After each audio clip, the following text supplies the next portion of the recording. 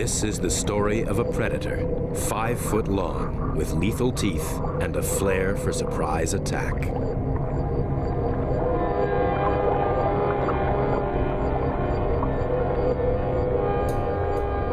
The great barracuda has had a very bad press. Scare movies would have us believe that they crave human flesh. It isn't so. But that doesn't mean that it's always safe to go into the water.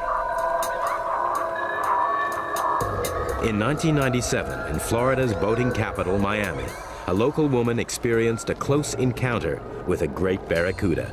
And what began as a routine dive turned into a bloody nightmare. Due to an accident in the clearing stages. And remember Biscayne Boulevard.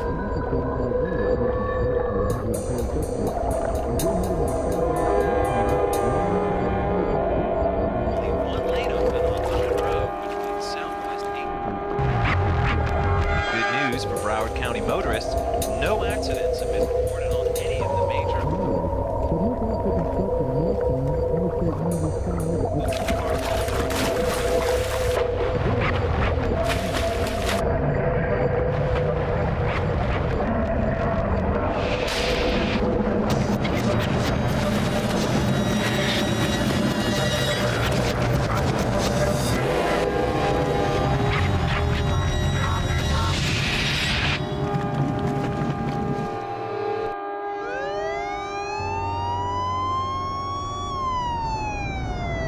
In almost 8 years of running an underwater boat maintenance service, Mary Ann Boyer-Willis says she's never even been close to the kind of attack she went through when a 5-foot-long barracuda took a chunk out of her left arm.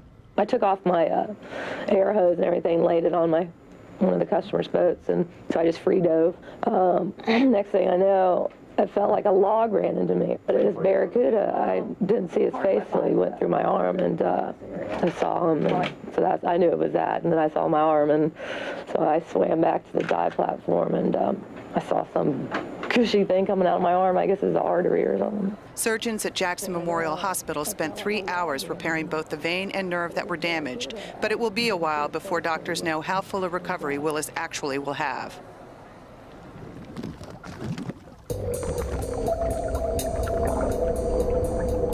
Mary Ann was not alone. In the world's busiest waters off Florida, many a diver has a sorry tale to tell.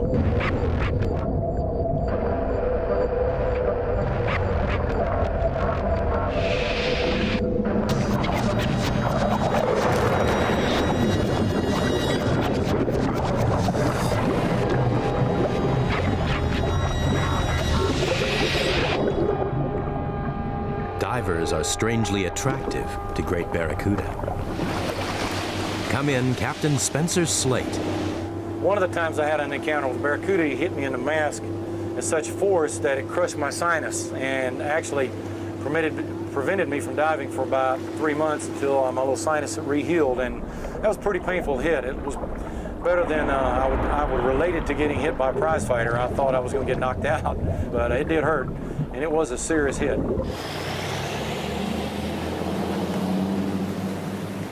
A man who has never been bitten and knows more than most about these creatures is marine biologist Dr. Shane Patterson. He has great respect for the great barracuda, not only the largest and most feared, but also the most widely studied of the 20 species. Although the great barracuda is most common in the waters off Florida, Dr. Patterson conducts some of his research from the safety of dry land at the Tennessee Aquarium. Barracuda can be a very dangerous animal.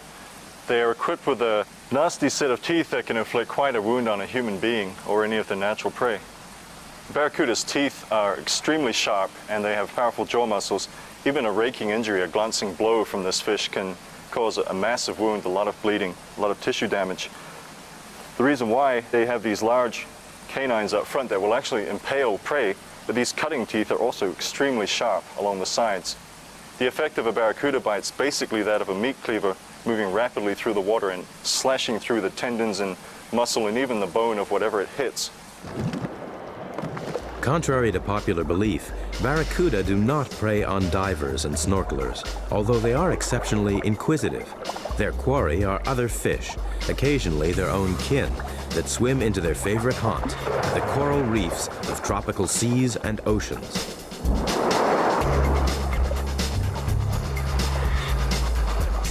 Barracuda have a layer of slime covering their bodies. This cuts down on friction with the water, making it easier for them to reach their top speed.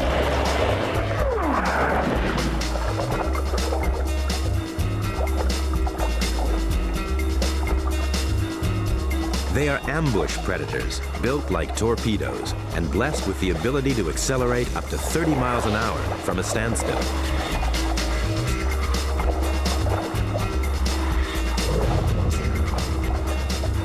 They have established themselves as the top guns of the coral reef, and in the race for survival, snapper, grunts, and chub stand little chance of escaping the jaws of these speed merchants.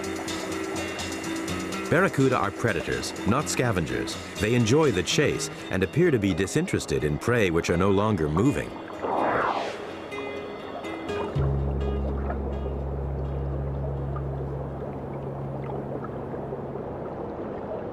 But why is it that barracuda, who live on fish, do sometimes attack humans? Dr. Shane Patterson sheds more light on the subject. That's something that you definitely don't want to do underwater if you can possibly help it. Barracuda home in on flashing objects. To them, flashing objects mean food because they look like the scales of the fishes that they eat. So if you jump in the water with a shiny dive watch or a piece of jewelry, piece of dive gear, a tool, barracuda may well mistake it for its natural prey. There are certain environmental conditions that make this more likely. The two main ones would be reduced visibility, murky water, or low light levels, twilight, nighttime. Same conditions most shark attacks occur. The barracuda's eyes are attuned to the long wavelengths of light which prevail throughout dusk and dawn. This is their prime hunting time. In these ideal conditions, great barracuda often hunt as a pack. Bait fish try to protect themselves by forming into a tight school, all to no avail. When the barracuda is about, there's only limited safety in numbers.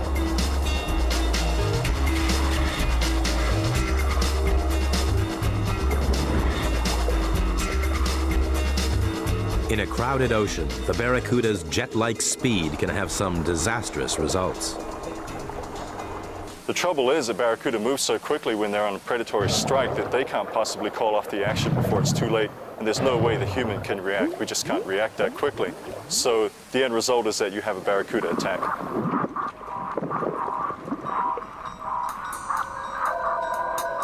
3 years after her ordeal on the Florida coast, Marianne Boyer still works in the water, maintaining boats.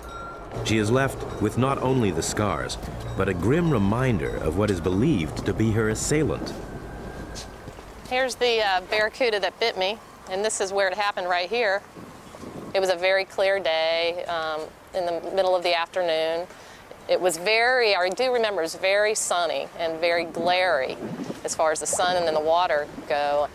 And I swam about 10 feet from the boat that I jumped into the water from, and all of a sudden I felt like bam, and I immediately looked to my right and I saw a 5-foot barracuda. So I knew that I probably had been bit, and then I saw a lot of blood in the water and around my face and everything.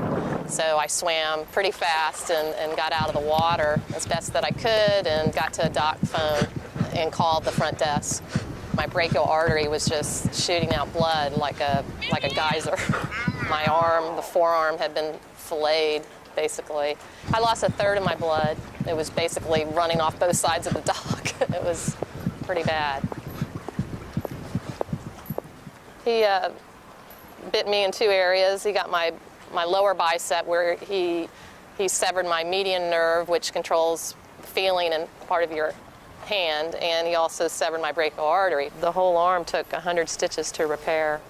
I still, to this day, 3 years later, I still don't have feeling on the inside of my hand, 3 of the fingers and part of half the hand on the inside. Now, something that I used to ignore, I now respect and I am aware of. If that's, that's basically what had changed me as far as going into the water. Wow! Today is the first day of the rest of my life. The chocolate chunks everybody wants. Chunky Chips Ahoy, they go fast. It's high season on the Florida Keys, and despite the tales of horror, tourists still flock here to invade the underwater world of the Barracuda. This is the most dived region on Earth. Their guide and protector is Captain Slate. What we call today is actually the creature feature, and I guess if you want to describe it, it's a fish interaction dive. When you go diving, that you interact with the creatures in the sea and have an experience with them. The only person that actually handles the bait is me, the feeder, because we don't want any chance of them being mistaken or someone pulling the fish out of the bag that doesn't know how to do it properly and getting accidentally bitten. Anyone that does this willingly, of course, and feeds barracudas has to run the risk and probably will sooner or later get bitten in some form or the other. I feel like the benefits way outweigh the danger in my book. Someone that does it for the first time and gets bitten the first time may not think that.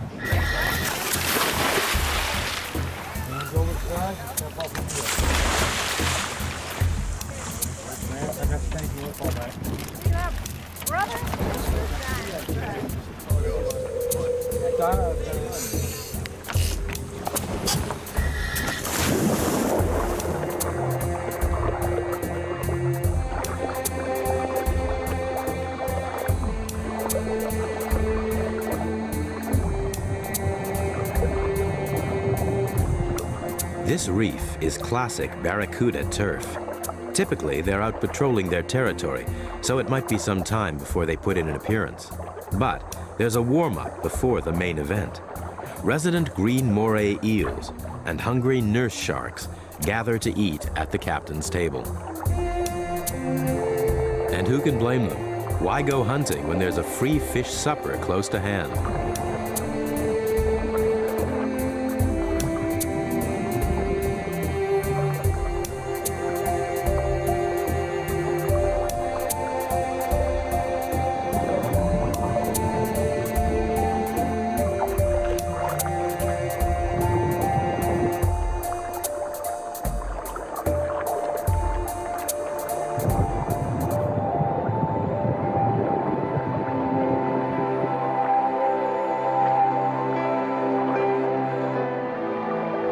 Over the past 20 years, Captain Slate has developed a remarkable relationship with all these creatures.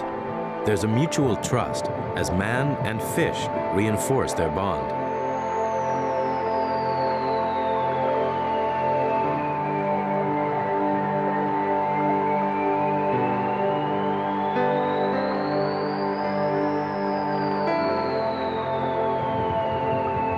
The supporting act is over.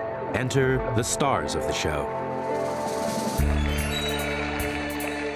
Barracudas have come through and I feed them and I take my hand and rub them as they go through. And the fact that they can come up to divers in a marine sanctuary where they're not molested and repeatedly take fish from us and be 30 divers in the water and their hands frailing all about and the barracuda weaving all between the divers to come to me to catch the fish. So it's pretty unique. There's risk involved because, of course, barracuda have razor-sharp teeth and they're razor lightning fast. The disadvantage of them is they're faster than we are. You have to be very careful. The ballyhoo that I feed them is a little, sometimes 6 to 12-inch fish, and once you show them that fish, they come for it. I mean, there's no in between. There's a method to it, and its timing is within seconds, or half a second. Sometimes I've missed, and sometimes I've had more than one cuda come up at me, and one would bite me. So it's a dangerous trick. You just have to be very careful. We do it very successfully, but once in a while I get bitten. But the cudas are just very fast. You have to remember that, and you have to know not to show the ballyhoo until you want them to come. They're really the most efficient predator in the ocean. I've been diving for 37 years, and I've never seen anything to compare to a barracuda as far as a hunter. And of course, the ability to kill is phenomenal. I've seen them bite each other in half in a blink of an eye.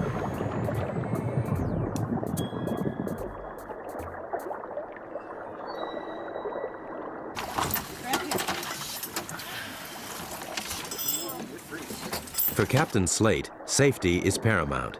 His divers never get bitten because it's Slate who takes the risks. Oh, Lord. He got me the minute I got in the water. I was over trying to get it, and that grouper swam up and grabbed the fish out of my hand and blocked my view, and he popped me. Not a big one, but sucker bit me as soon as I got in the water. All right, Brian, come bandage me up, buddy. What a day. I cannot believe it. I've been a bit worse, about a month ago, actually. They're more dangerous than great white sharks.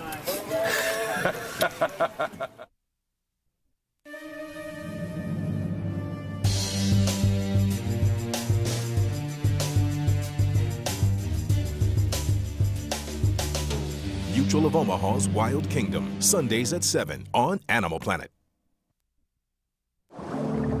Great barracuda are highly successful predators, identified in fossil remains that date back to the time when the great dinosaurs walked the earth.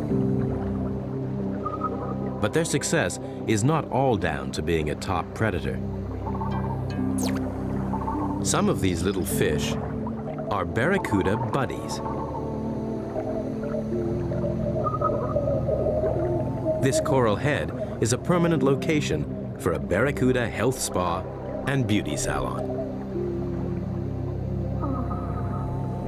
There's another, more gentle side to the menacing face of the great barracuda. It sends out safety signals. The position of the barracuda's body and the darkening of its skin lets the neon gobies know that it's safe for them to get down to work. The cleaning service they provide is vital for the good health of the barracuda community that lives on this reef.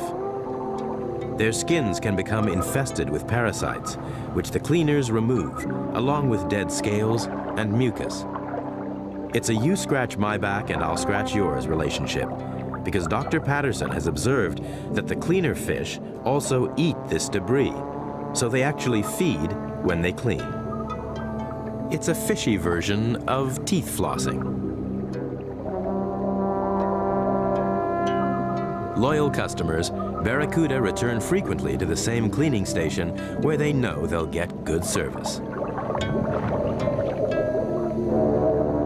Dr. Patterson witnesses other large predators, like this grouper, equally dependent on little gobies who groom.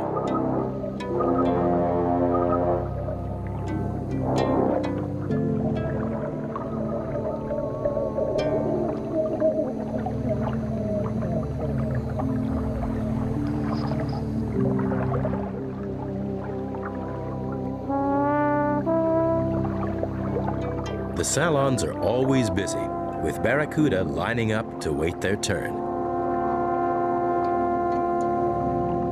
For Shane Patterson, it's a welcome opportunity to study a fish whose incredible speed and guile normally make it difficult to observe.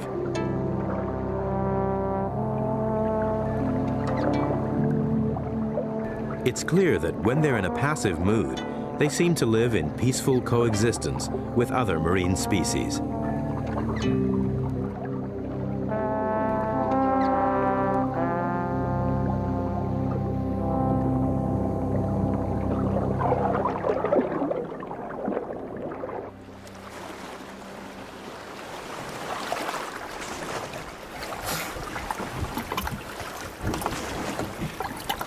I don't know what that, I don't know what the turtle was about, but there's another association that we see a lot more often. That's the cleaning symbiosis. There are a bunch of barracuda queued up in a big line down there. If you follow a barracuda around for a couple of hours or so, you'll have to notice that it returns to the same cleaning station again and again. They seem kind of addicted to this kind of attention. What we're going to do now is go down on a wreck called the Dwayne. It's a Coast Guard cutter. Like most such structures, it attracts a lot of barracuda. There's one in particular that you see a lot in the bridge, in the wheelhouse of the wreck. I've heard it called Psycho, which is actually a pretty common name applied to barracuda. So we're going to go and pay Psycho a visit and check out his friends down on the Dwayne.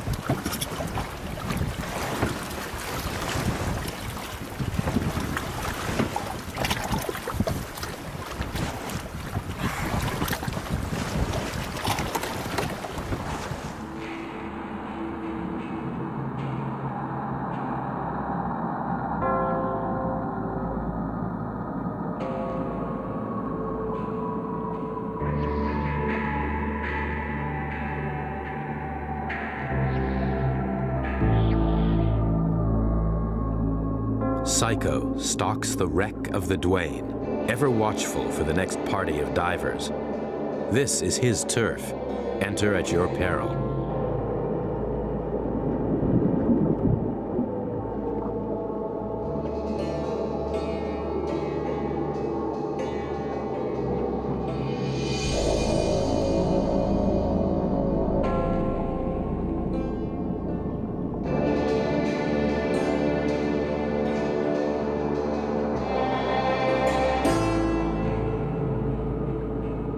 Shipwrecks litter the seabed along the Florida coast. Barracuda adapt especially well to this man-made environment.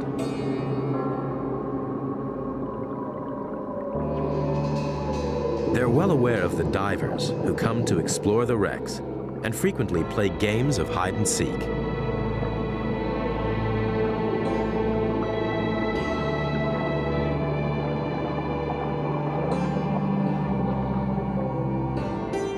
The Barracuda have taken over command of this ship, and an eerie atmosphere pervades. There's a sense of being watched.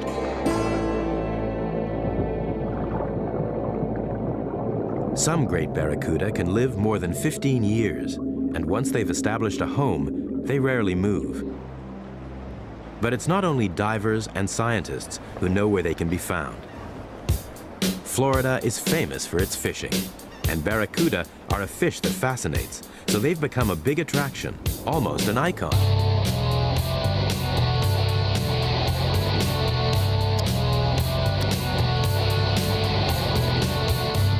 The downside for the barracuda is it's becoming a sporting trophy. The hunter of the sea is now the hunted. For $100 a day, anyone can join in the chase. Come on, baby. Come to Papa. Here he comes.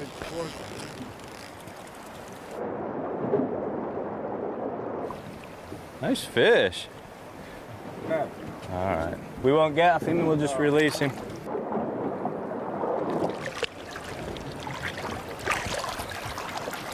All right. High five. Good man. Beautiful. See the small hook that's in him? Beautiful fish. See, we got the hook right in the corner of his mouth. Oh, yeah. Nice fish, Bruce. Let him fight again another day. Most fishermen release their catch, and not simply out of kindness. Barracuda eat smaller, toxic fish, so their flesh can become poisonous and can even kill a human being. Ciguatera poisoning, as it is known, is as infamous as the barracuda itself, and in Florida, barracuda are rarely caught as food. You know, your average fish are anywhere from a couple of pounds to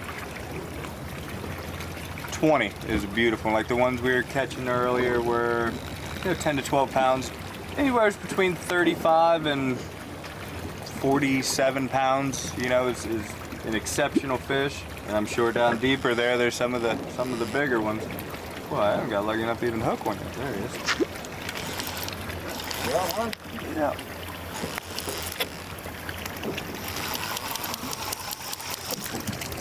Ooh, I think he spit it.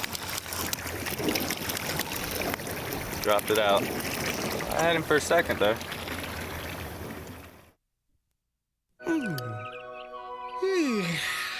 Wow! Today is the first day of the rest of my life. The chocolate chunks everybody wants. Chunky Chips Ahoy! They go fast! All too often, the barracuda's sharp teeth and rapid speed will snap the fishing line before they're landed. They may be the ones that got away, but a double hook and a length of fishing line still skewer their jaw. Here at the Aquarius Undersea Habitat, a reef observation center 70 feet deep off the coast of Florida, the barracuda can find sanctuary.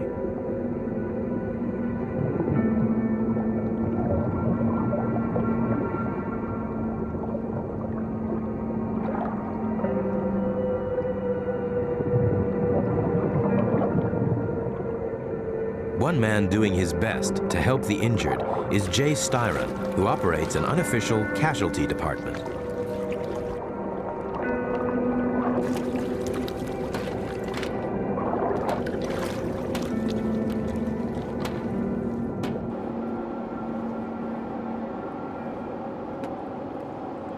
Jay spends much of his time living in the habitat, earning the trust of Barracuda, who still carry relics of their battles with fishermen. Just see, we just had a barracuda swim by, and every once in a while we would notice them have leaders or hooks hanging out of their mouths from the people fishing around here. So I just started seeing if I could catch them. It was a lot more difficult than I thought, so then I went to free diving and found that you could get a lot closer to them if you weren't exhaling bubbles all around them and scaring them all the time, and you're a lot more streamlined and can maneuver a lot better. May not catch the one that day, but maybe the day or two later they'll calm down enough and you can actually catch most of them.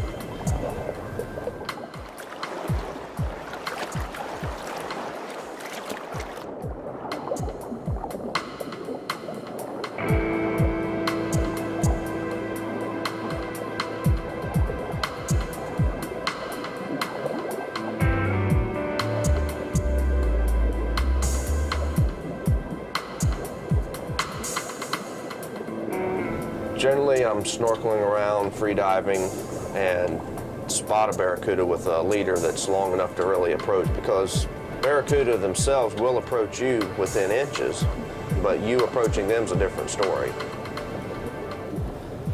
Then I'll try to get behind them, and I'll dive down below them and then look up and start sticking my hand out just in front of me, so I'm not making any sudden grabs towards them right at the last second, so it's already there.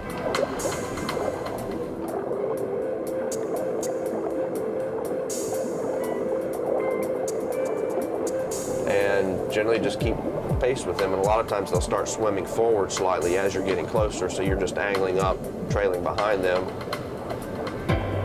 And if everything works out well, you'll have the leader in your hand, then you've got to really clamp down and try to get a wrap around your hand so they don't yank the leader right through your hand.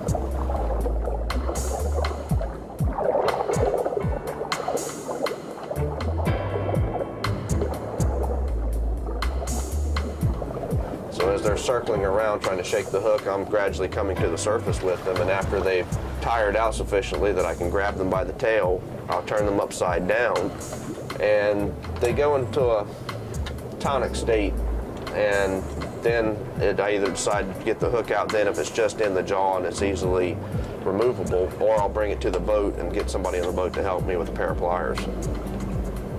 Tonic immobility is well known in many animals when they're startled or restrained, especially upside down. It's a freeze reaction that is not fully understood, but is known to work well on barracuda. It also makes the work of the scientist much safer.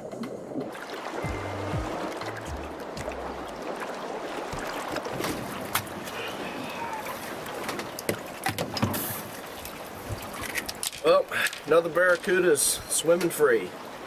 As you see, this is usually what you find hanging out the barracuda's mouth down there. Looks like it may have been in maybe a week, 10 days. It probably would have eventually rusted out, but it's nice to get it out of there so they can feed unhampered.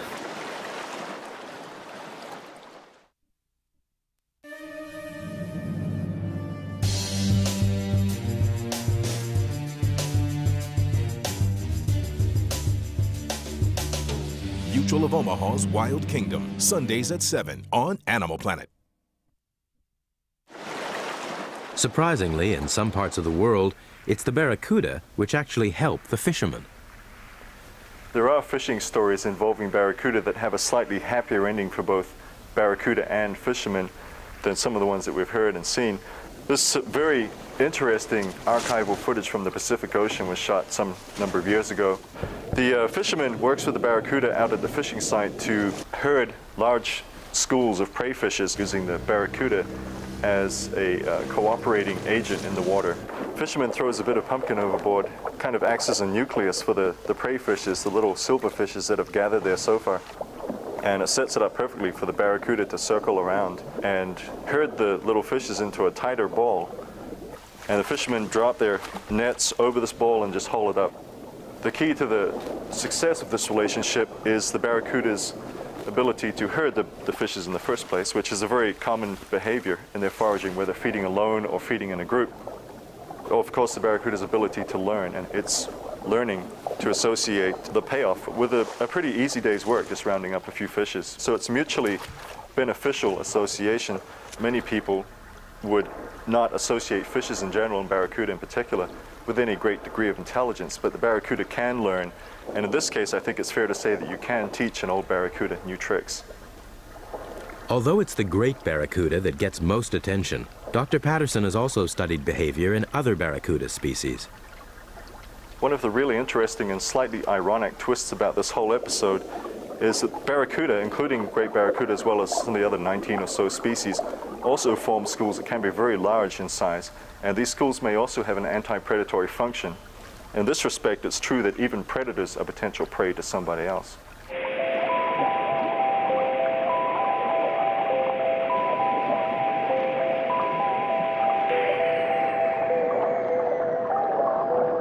These blackfin barracuda are typical of smaller species, which form into massive schools in many regions of the Pacific Ocean. A school like this contains around 1,500 fish.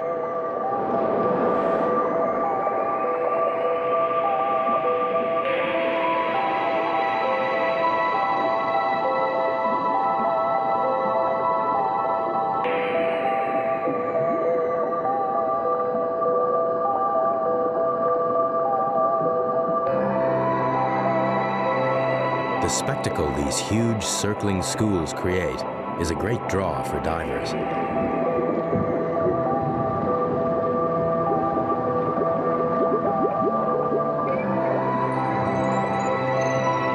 These mass formations offer some degree of safety in numbers for smaller species of barracuda.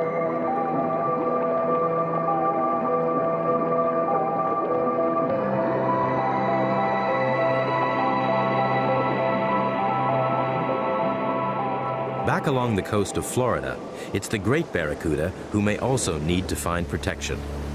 Adult fish have few natural enemies, but when they're young, they're extremely vulnerable. From the moment they're born, they're on their own, left to survive without the protection of an adult. They find safety in the mangroves. Hey, here we are in a slightly different kind of habitat. This is the mangroves, a very extensive tract actually. Among the roots live a lot of small reef fishes that are babies, including baby barracuda, and you'll also find things like juvenile lemon sharks, and this is basically a nursery, and the fishes grow up and they move out to the reef eventually.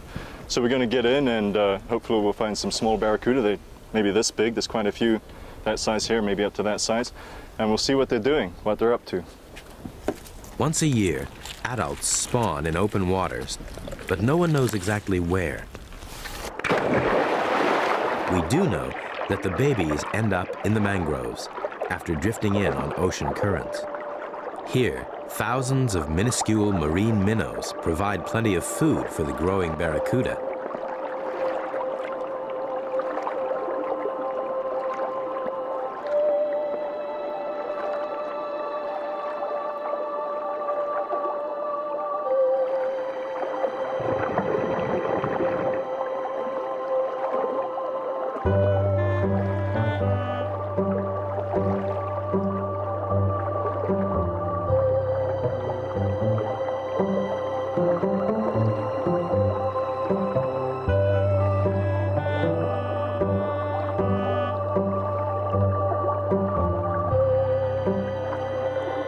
The young fish stay deep in the tangle of roots, looking out for prey and hiding from other young predators.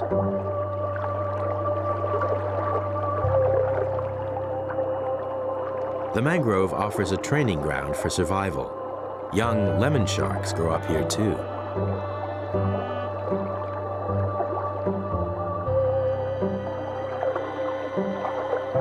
Their stealth takes time to develop.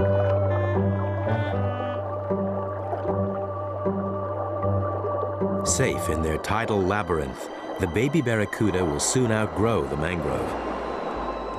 Coastal sea grasses then become their favorite haunt. Here, they rely on the barracuda's infamous ability to disappear through camouflage. It helps them to ambush prey, and it keeps them concealed from their own predators. They master this technique at an early age.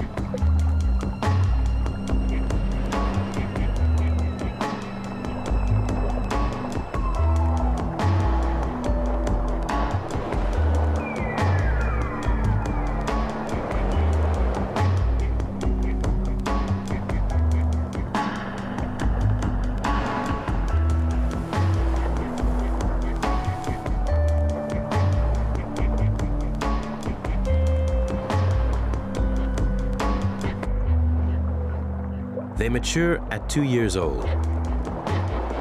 Once they grow big enough to leave the sea grass, they venture into open water and head towards the coral reef.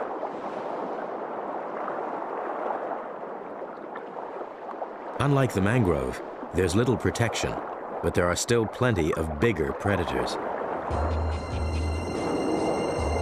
Caribbean reef sharks compete for dominance of the reef.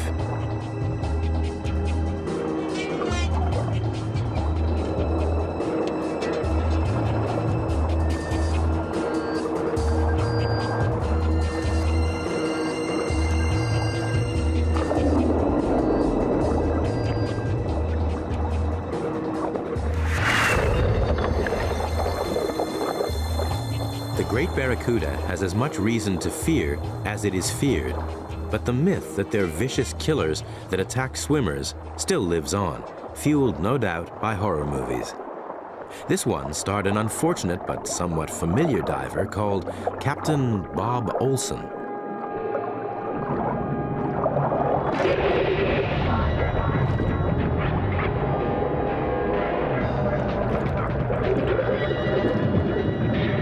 Although the barracuda is not considered that aggressive towards man, in this unusual incident, the fish became confused and bit Olson in the face with its razor-sharp teeth.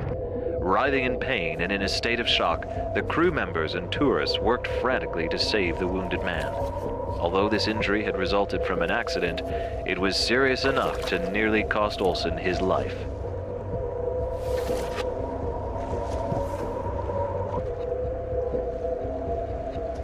Pretty horrific stuff, and strictly for the movies. Here's the man who knows. There are many times when I go out on a Friday feeding that people have heard of me feeding for years and decades, and they get on the boat and they say, "Slade, aren't you scared to do that? We saw this movie where this man got attacked and his face got mauled up by a barracuda and he almost died. Aren't you terrified of that?" And I kind of giggle and I give him, I said, "Was the guy's name Captain Bob Olson off the Yucatan Peninsula?" And he goes, "Yeah." I said, "That was me." It was absolutely totally made up for the show and to make a big event of a barracuda biting someone, which, of course, we had to fake it. I was glad of that. The captain's blood was fake. Mary Ann's was all too real. Today, the real-life victim has a date with the movie stuntman. He's invited her on a dive to meet his playmates and her enemy. Hi.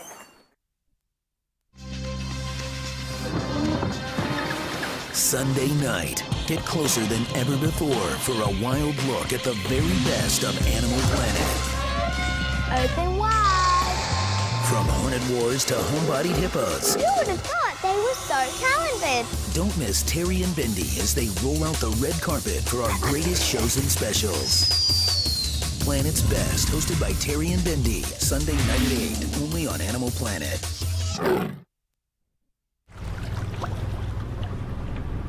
Two people with a very different approach to barracuda set out on an experimental journey. When I see my first-time divers and snorkelers get in the water and have a fear of this animal, and by the time the feeding's over have no fear of this animal or more respect than fear, to the point that they're not going to fear him and get in the water and go diving, and then I feel like it's worth the risk. And having Mary Ann on the boat today and feeding with me, knowing that she went through a barracuda attack, any kind of injury that requires 100 stitches is serious, but to have her on the boat today is just a joy, and I'm tickled to death to formally meet her and get to go diving with her today. I'm excited. I think she'll come away with a better respect for him, and I believe she'll enjoy him even more.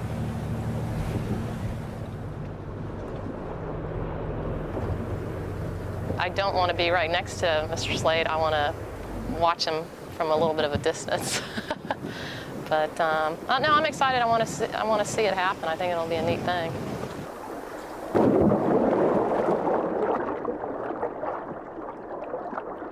For the fearless Captain Slate, this is just another dive to visit old friends. Just another day at the office.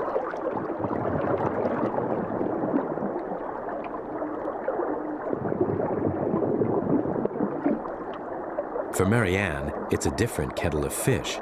One they both hope will turn out to be beneficial.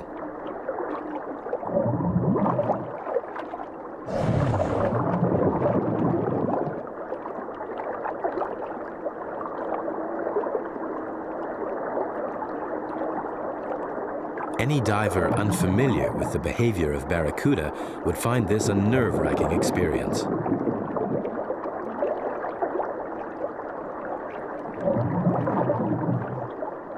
Until now, Marianne has only been really close to one great Barracuda, and she doesn't want a repeat of that incident.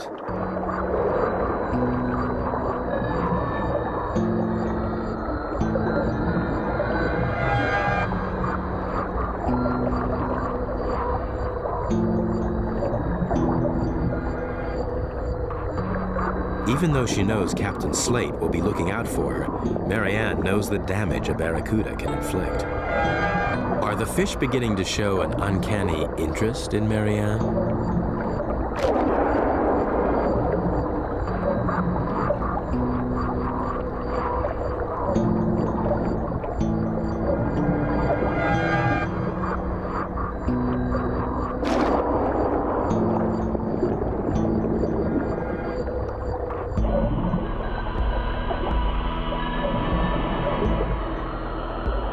Captain Slate draws their attention back to himself, and in so doing, shows Marianne his full repertoire of feeding techniques. Marianne can only watch in disbelief.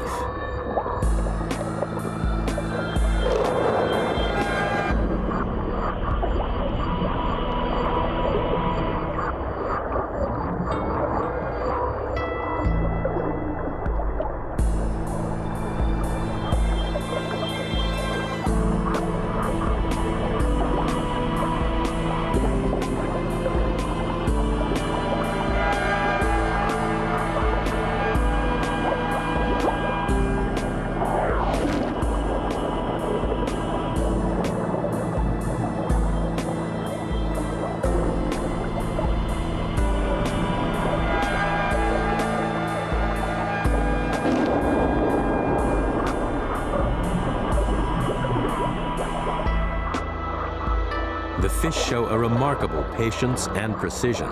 They miss the captain's face by inches.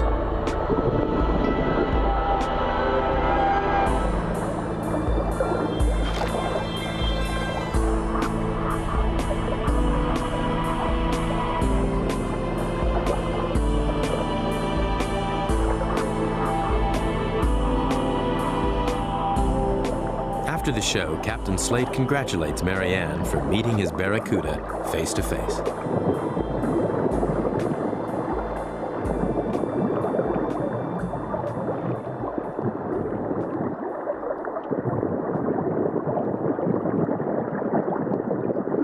Marianne knew the great Barracuda's reputation as a fearsome hunter before she made this dive.